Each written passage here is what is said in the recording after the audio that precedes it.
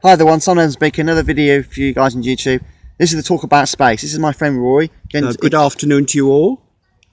So listen to my friend Roy about space. Here we go. Right, okay. Well, if you go out this evening, if skies permit, the skies are clear, you will see four planets. You'll see four planets all at once. First of all, if we go about an hour after sunset, you will see the beautiful planet Venus, Wow. which is in the western sky after sunset. It's a brilliant evening object at the moment, but unfortunately it is low down. It reaches its furthest point from the sun on Friday 17th of August, when it reaches greatest elongation east, and it's 46 degrees away from the sun, the furthest it can get away from the sun. And if you look at it through a telescope, you'll see like a small version of a half moon. Cool. Right, now we move on, we can see the planet Jupiter. Well, Jupiter is the largest planet in the solar system, and it's the second brightest planet, and that is visible in the southwest after sunset. Look at it through a small telescope, you will see a disk as big as a 5p piece, crossed by its parallel bands, and the four satellites, Io, Europa, Ganymede and Callisto, which were discovered by Galileo in 1610.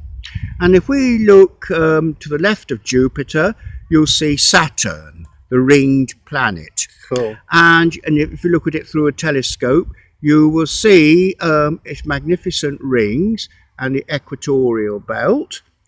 And if you look low in the southeast, we have the planet Mars, which we only can see well every 2 years, when we have what's called an opposition of Mars, when it's at its nearest and at its brightest. And we do have a Martian opposition every 2 years because we catch Mars up in its orbit, but it depends how far away it is from the sun, and it can be a bit of away from us because its orbit is ellipsoidal. But this year Mars makes a very close approach to Earth, because it's what's known as a perihelic opposition, when it's closest to the sun, and then it's at its closest to us, which only happens every 15 years. And the last opposition of this kind happened in August 2003, and we've had the closest approach of Mars to us July the 27th, 2018, and the next one won't be until about 2035 after this. Sure. But it won't. But all is not lost, because we can see Mars quite well again in 2 years' time after this, and it'll be about 38 million miles from Earth. So it'll still be quite close to us. And unfortunately, all the planets are low down in the south, because the Earth's orbital plane is making a very shallow angle at the moment with the horizon. So look up and have a look at the planets this evening if you've got time. Cheers. So there you go. That's the talk from my friend Roy. Astonishingly amazing bloke. So if you like this video, give me a thumbs up. Get the thumb there.